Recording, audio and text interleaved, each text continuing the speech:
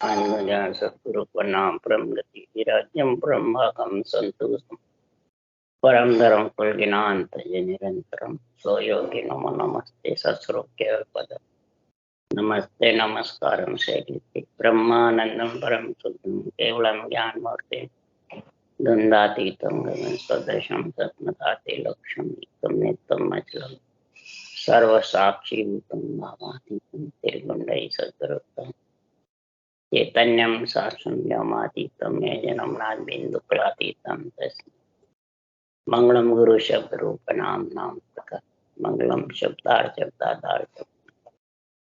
परम दयाल सतगुरु दयाल के अमृत में वाणी काना द्वारा पाना राम सतगुरु देव जी महाराज की अमृत में वाणी अवतार राम सतगुरु देव जी महाराज सतनाम निज नाम सूरत दृष्टि देव दृष्टि अनुभव करो श्रवण करो मनन शरणों सतगुरु दयाल मुझे हरि नाम नित पद संगत साधु जीवन मोक्ष सब धरती कागज करूं सब बन कलम सात समुद्र शहर सतगुरु ये सतगुरु अंतर जाने घट घट के बारंबार हे राम जी बारंबार हे राम हे राम हे राम हे राम रक्षा जग रक्षा।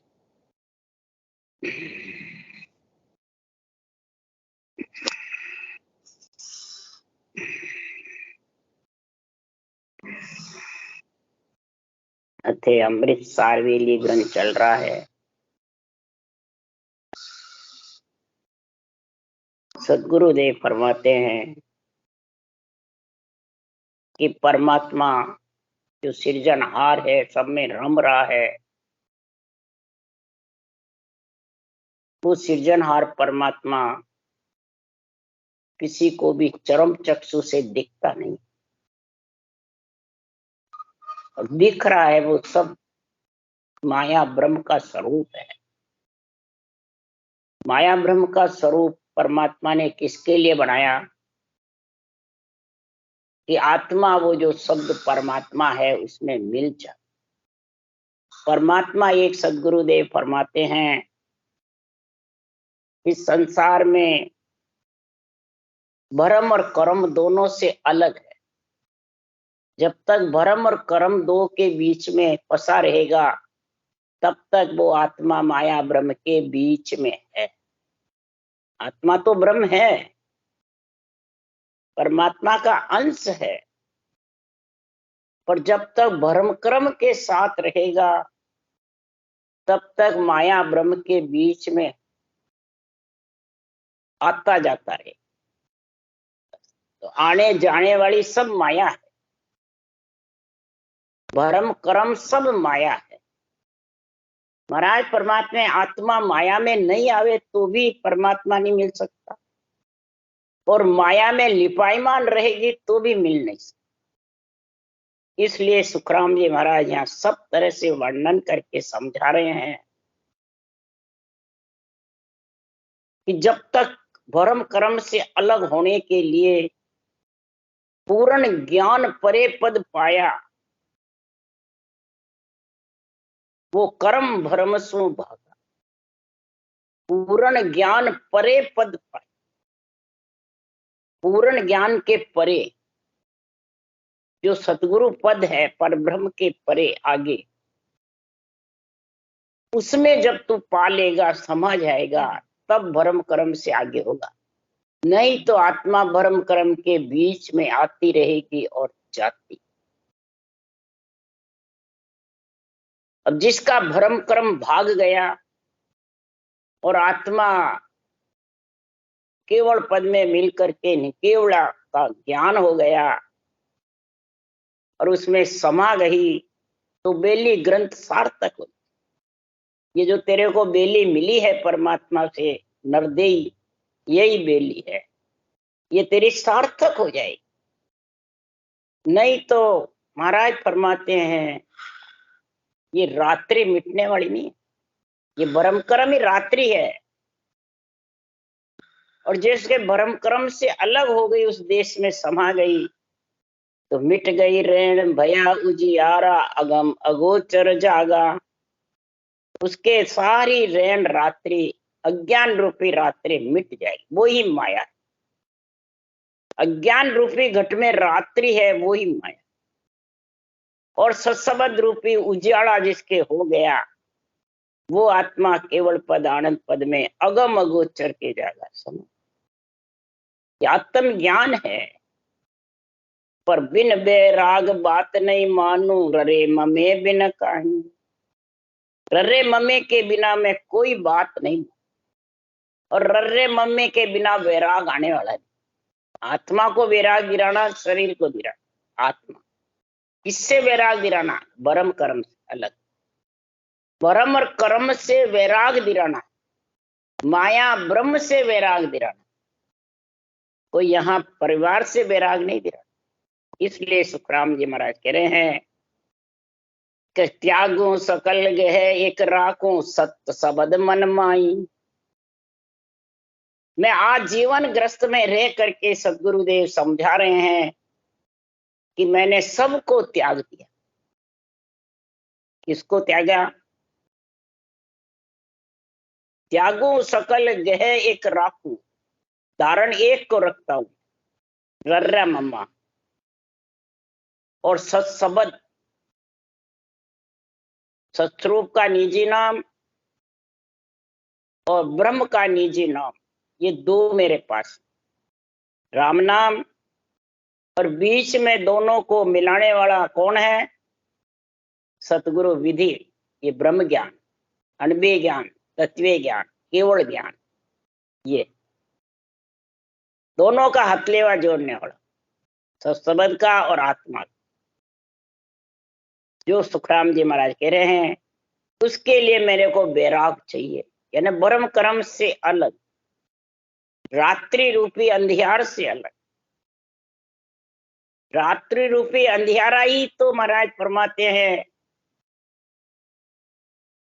संसार में माया है। रात्रि रूपी अंधियारा ही महाराज फरमाते हैं संसार में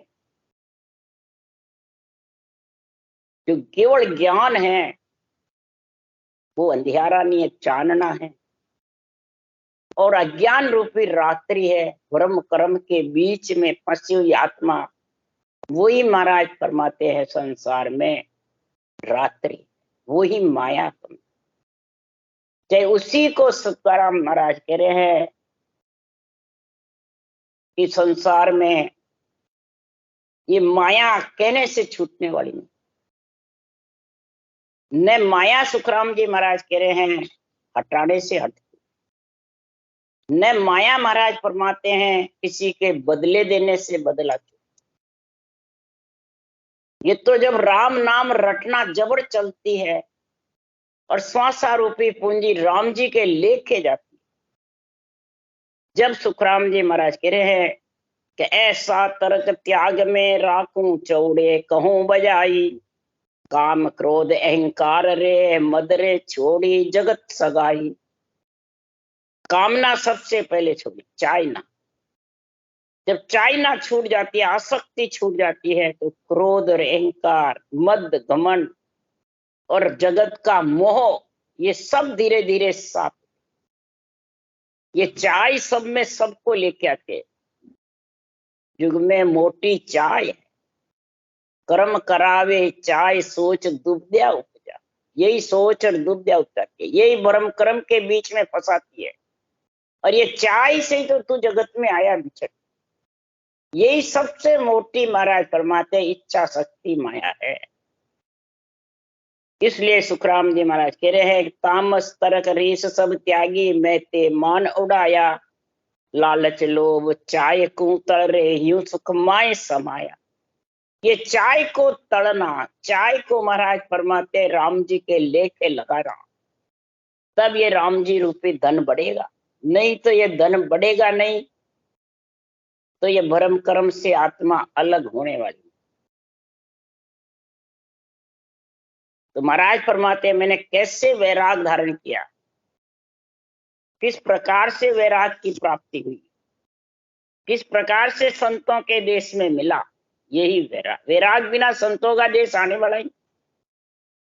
इसलिए सुखराम जी महाराज कह रहे हैं, मैं चोड़े बजा करके रह रहा हूं। माथे जटा जुगत की बांधे लिव लंगोट लगाई। ये जुगती की सांसों सांस जो विधि है, ये सुखराम जी महाराज कह रहे हैं, मैंने माथे जटा, ये जटा बांध रखी। जोगी होता है जो जटा बांधते हैं, ये सांसों श्वास की जुगती की जटा बांधी। और जब लिवबंद सिवरण हुआ, रकार मकार सांसों श्वास बराबर माला टूटती नहीं है, गोल माला पे ये लंगोटी लगा रखी है। तो इससे फिर लंगोटी से और जटा से कामना जागृत नहीं होती। इसलिए सुखराम जी महाराज कह रहे, धीरे धीरे चाहना कामना हल्की पड़ जाए, इच्छा। फिर गोला हाथ भेद का लिया, अनभे अलग जगाई।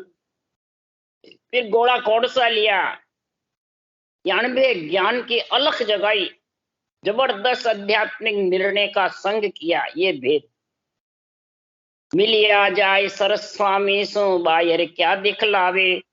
जन सुखराम भेसिए पैरा प्रेम प्रीत लिवलावे। सरस स्वामी से जब जाके मिला, ऐसा वैराग्य धर्म। अब इसको बाहर दिखाना है कि घट के अंदर धारण करना है। बाहर क्या दिखाना, ये जो बाहर भेद पहनते हैं सब बाहर दिखाते हैं जगत को, तो जगत ही देखता है, परमात्मा नहीं देखता है।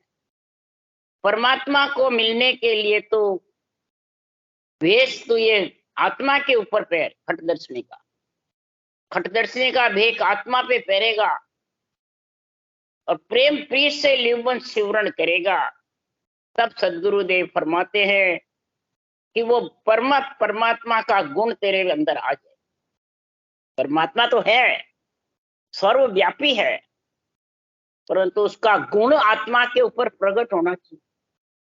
वो गुण त्रिगुणी माया से अलग है। तो संतों का वैराग्य वृत्ति का गुण आत्मा को आए, इसके लिए सुखराम जी महाराज के वो परमात्मा वेली ग्रंथ में समझा रहे हैं कि ऊंचा नहीं आसमान में, नीचा जमीन न हो, गुप्ता नहीं प्रगट परे, साच झूठ न को।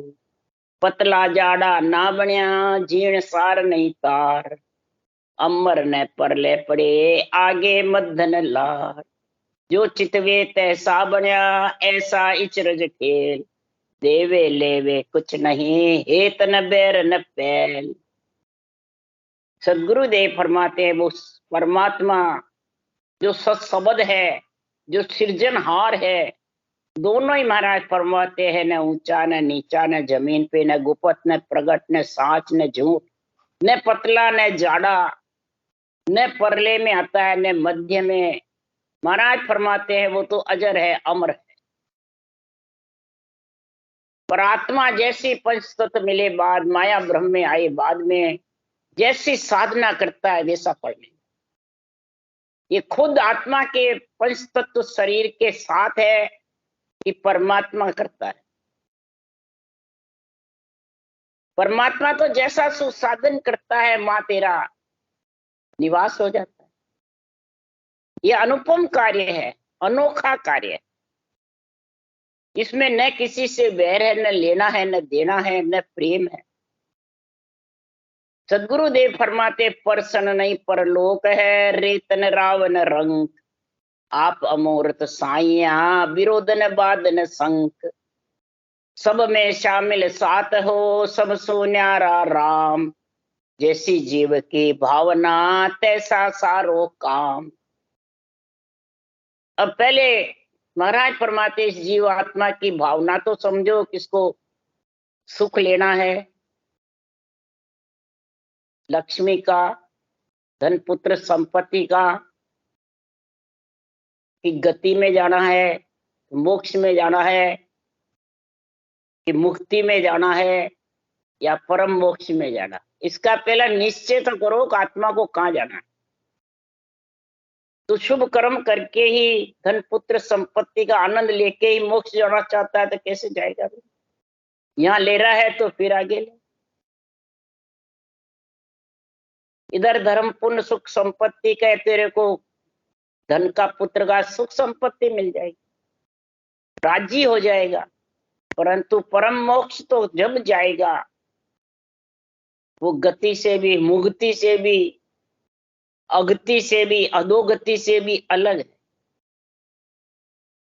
इसलिए सदगुरुदेव फरमाते हैं, जो चितवे तैसा बनया, ऐसा इचरज के। ये इचरज है, अनोखा है।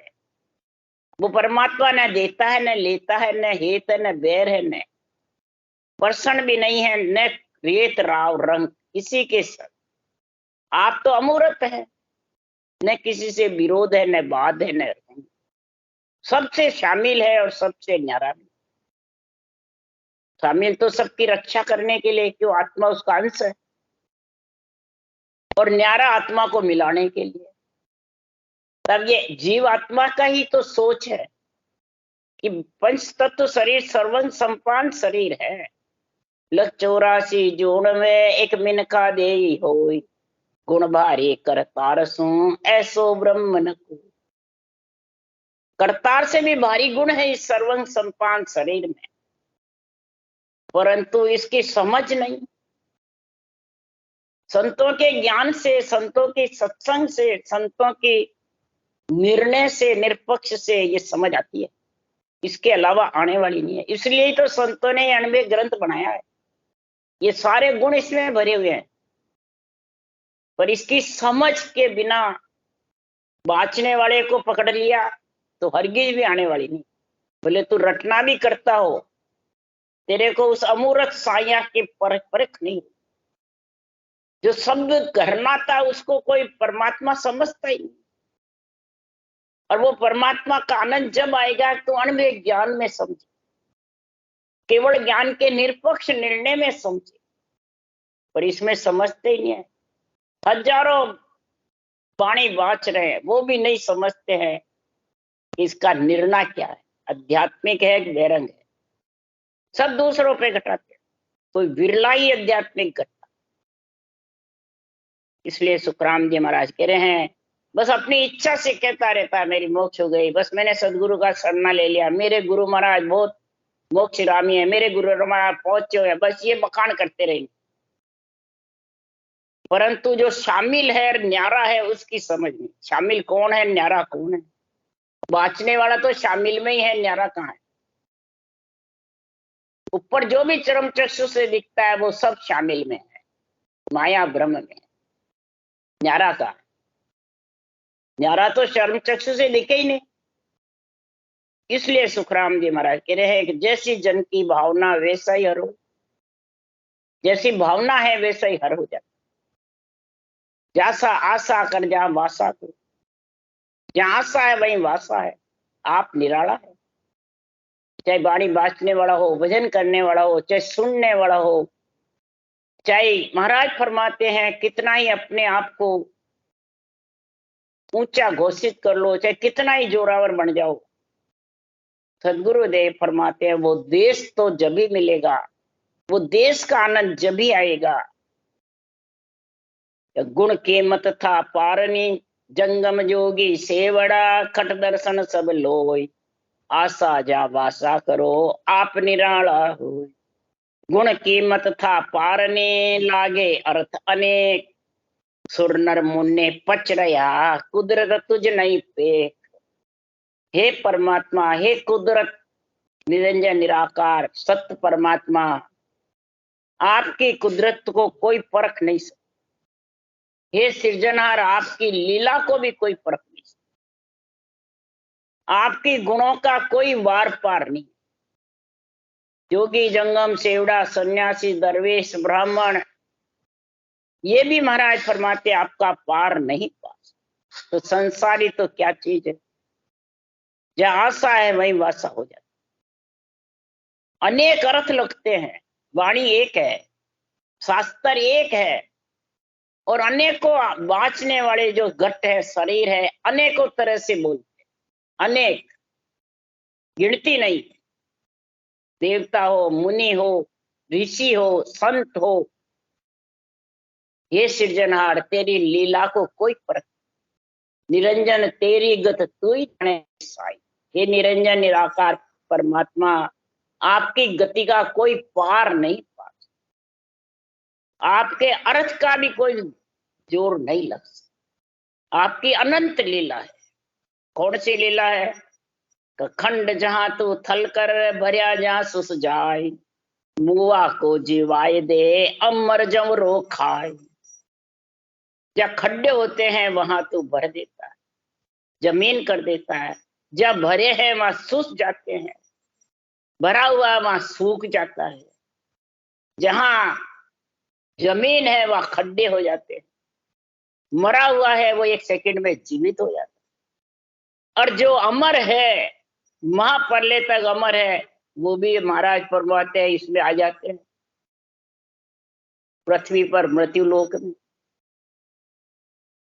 वो अमर जब तक है शरीर से, आत्मा से नहीं। तो आत्मा को तो मृत्यु लोक में आना पड़ता है, नैचे काल के साथ आना। कहां तक? ब्रह्मलोक तक है। ब्रह्मलोक में आत्मा समा जाती महाप्रलय में, और फिर रचना में वापिस आ जाती। तो सब ब्रह्मलोक पहुंचे बाद अमर जानते हैं, परंतु फिर वापिस कहां से आती है? रचना होती है। कितनी बार रचना हो गई, कितनी बार महाप्रलय हो गए, कितनी बार प्रलय हो गए, कितनी बार पृथ्वी प्रलय हो गई, कितनी बार आकाश पृथ्वी थम गए, कितनी प्रकार बार चले गए। इसलिए सुखराम जी महाराज कह रहे हैं कि ऐसी कुदरत साइया ओत पोत जगदीश, राजा कौन सो रंग करे भिक्षुक बन्या वो ईस। आप जैसा खेल करते हो वैसा खेल, हे सिरजनहार आपके हाथ में है। ये बेली तो आपने कथ दी, मृत्यु लोक में आत्मा आ गई, परंतु अब इस देश में मिलने के लिए, अमर लोक में जाने के लिए, ये किसी प्राणी के हाथ की बात। ओत पोत जगदीश, हे परमात्मा आपकी लीला को कोई पकड़ नहीं सकता, कोई था नहीं ले सकता। राजा को रंक बना देते हैं और भिक्षुक को राजा बना देते हैं। हे परमात्मा आपकी क्या लीला। बैठा अभी अच्छी तरह और उसको एकदम खत्म हो जाता, कोई मालूम ही नहीं, हष्ट पुष्ट भी 1 मिनट में खत्म हो जाता। और रोगी है, खूब बीमार है, और वो भी उसमें पड़ा। हे परमात्मा भिक्षुक बड़ा भोईस, आपकी लीला ऐसी है जो भिक्षुक भिखारी है वो राजा बन जाता, और राजा 1 मिनट में रंक हो जाता, धरनी पे आ जाता। इसलिए सुखराम जी महाराज कह रहे हैं, हे कुदरत परमात्मा तेरी कोई लीला को समझ नहीं सकता। आखिर में गीता में कृष्ण भगवान ने भी कह दिया, उस निर्वाण पद का ऐसा सुख है, नेति नेति कोई पार नहीं पा सकता उस निर्वाण पद। नेति था नहीं है उसका। भगवान कृष्ण ने भी यही निर्णय किया, यही सुखराम जी महाराज, यही शाख गीता की बाकू, सारी गीता की शाखों का संग करके, और फिर सुखराम जी महाराज ये निर्णय दे रहे। किसी ने पार नहीं पाया, उसमें भक्ति करके और स्वस्वरूपी पूंजी का धन राम जी के लेके जाएगा तो ही महाराज परमात्मा उस देश में मिलेगा, नहीं तो राम जी के लेके धन कैसे जाएगा, कब जाएगा, और चला गया तो उसकी पहचान क्या? वो महाराज समझा रहे हैं, एक ही शाख में समझा रहे बेली ग्रंथ कि तुम तूठा सब हो यह मोख मुगत गत पार, जो चौपड़ का खेल में पासो जीतन सार। तुम तूठा सब हो यह मोख मुगत गत पार, जो चौपड़ का खेल में पासो जीतन सार। अब ये महाराज उदाहरण दे रहे हैं किसका? चौपड़ के पास सार। चौपड़ के 4 खाने हैं, 84 खाने। तो महाराज फरमाते हैं इधर भी ये 84 दुनिया में नरदे तेरे को मिली हुई है। 84 लाख योनिया भोग करके तो नरदे में आया है। अब इस 84 खाने को कैसे जीते? जीतने का महाराज उपाय बताए। जब तक 84 खाने नहीं जीतेगा तब तक तू परमात्मा में नहीं मिल सकता। तो जीतने के लिए हे परमात्मा सबसे पहले तो आप प्रसन्न हो। तुम टूटा सब होए, हे परमात्मा सृजनहार, आप उस आत्मा आपका अंश है और उस पे आप खुशी होंगे, प्रसन्न होंगे और आप में मिलने का समय आ जाएगा। तो आत्मा को आत्म कल्याण ही कल्याण सूझेगा, कुछ नहीं। संसार का सुख भी हल्का, चाहना इच्छा भी हल्की, संसार का सब वैभव भी हल्का लगे। कई जने को ऐसा घर से बैराग हो जाता है, वो बैराग धारण कर लेता है, भाई अब परमात्मा मिल जाए। तो वैराग शरीर का करना, ग्रस्त का करना, आत्मा का करना, ये समझ जाओ। आज वेली ग्रंथ में वैराग की बातें सारी। तुम प्रसन्न होंगे तो कब होगे प्रसन्न? सदगुरुदेव फरमाते हैं, दान पुण्य करते हैं, सेवा पूजा करते हैं माता पिता की, ब्रह्मा विष्णु महेश शक्ति की, ये शुभ कर्म कहलाता है, भक्ति कहलाती है शुभ कर्म। तो शुभ कर्म से सुख होता है कि आत्मा परमात्मा में मिलती है, कि आत्मा के स्वासारूपी पूंजी परमात्मा के लेके जाती है, उस सुख के लेके जाती है। तो सुख भोग रहा है, इधर धन धर्म करा, इधर पुण्य मिला, सुख मिला, लक्ष्मी का, धन पुत्र संपत्ति का। इधर सेवा पूजा करी, इधर तेरे को सुख ही सुख मिलेगा। पर स्वासा है, जितने सुख ले लेगा, स्वासा हट गए तो फिर लग 84 में, फिर 3 लोक में आना था। इसलिए सुखराम जी महाराज के शुभ फल से सुख मिलता है और अवतारों की भक्ति करने से, अवतारों के नाम की रटना करने से स्वर्ग चला जाएगा, ज्यादा से ज्यादा वैकुंठ तक चला, ये गति में हो जाएगा, मुक्ति में चला जाएगा, मोक्ष मुगत गत पार, गति में चला जाएगा, स्वर्ग में चला जाएगा। मुक्ति यानी मोक्ष, वैकुंठ में चला जाएगा। मोक्ष ब्रह्मलोक में कब जाएगा? इसी ब्रह्म के नाम को सांस सांस रटेगा, जब वो ब्रह्मलोक जाएगा। परंतु ब्रह्मलोक जाकर भी तेरे को 84 खाने नहीं जीते, वापिस आना। क्यों? श्वास श्वास तो माया है, श्वास खुटने वाले। इसलिए संतों ने ये निर्णय करके समझाया कि ये श्वासारूपी पूंजी राम जी के लेके कब लगती है? तो ऊश्वास ब्रह्म है, ऊश्वास 52 से अलग 53वां है। और ऊश्वास में जब रकार मकार का रटना होगी जबरदस्त, वो राम जी के लेके श्वास, और उससे फिर ये लख 84 छूटेगी, वो नैन चराएगा। अब जब लख 84 छूटेगी तब फिर जाके तेरा का परम पद में मिलने का अवसर है। जब तक ये लख 84 या नरदेई, लख 84 में नरदेई भी है, ये नरदेई में आना भी अगर नहीं मिल छूटा तो महाराज फरमाते फिर तो 84 खाने में आ गया। महाराज फरमाते ब्रह्मा विधाता रचे जीव सोई, मांगे मिनका देई ऐसो तन। ब्रह्मा भी विधाता है, रचने वाले हैं, तो भी सृजनहार से नरदेई मांगे तो 84 खाने का जीतेगी।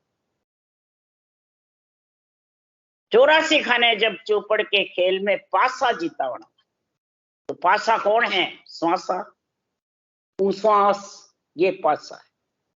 इससे रकार मकार आता रहे बराबर, और कागलिया जिव्या चलेगी जब उश्वास आएगा। कागलिया के अलावा तू बेखरी बाड़ी से कर, हरि कीर्तन से कर, मानसिक जप से कर, उश्वास आने वाला नहीं। ये पक्का सोच ले। जब तो महाराज फरमाते हैं संतों की भक्ति उश्वास की, देवताओं की भक्ति श्वास की, 9दा भक्ति श्वास की, 10वीं भक्ति पर श्वास। और महाराज दोनों को ही जीत रहे, 3 लोक को भी और ब्रह्म लोक को। 3 लोक को जीतने का काम श्वास का, रकार मकार, और पर श्वास में ब्रह्म लोक जीत। तो माया ब्रह्म दोनों जीतिएगा तब 84 खाने नहीं तो 84 खाने जीत नहीं। ये पासा कौन है? पास से आएंगे तो वो जीत सकेगा। तो ये स्वासा रूपी पूंजी जो है ये पासा है। ये स्वासा रूपी पूंजी राम जी के लेके 24 घंटे में सोचो कितनी राम जी के लेके जाते। कई जने तो वाणी बाँचने और हमारे जैसे करे अपने आप हो रहा है, गरज रहा है, बस वो मेरे 70 करोड़ आ रहे हैं। पर 70 करोड़ तो उस सांस से आएंगे, उस श्वास की गिनती होगी जब 70 करोड़ आएंगे रकार मकार के। वो श्वास ही नहीं है, रकार मकार ही नहीं चल रहा, मुखार बंद से मानसिक जप में बैठा रहता है मुंह बंद करके, तो 70 करोड़ आना चालू है, बंद हो गया, बंद हो गया। इसलिए सुखराम जी महाराज कह रहे जब लग मुख में जिव्या चाले तब लग हर हर कैसे भावे तार मार भे की जो शरण आपकी रहे। जब तक जिव्या चले तब तक तू रटना मत छोड़ना, रटना करता है। मुख सिमरन मत छोड़ जो 10वें द्वार लग कोई, होठ कंठ सुखराम के गढ़ चढ़िया बंद को। तो सब गढ़ पे चढ़े हुए हैं हमारे जैसे क्या। अरे गढ़ किसको कहते हैं?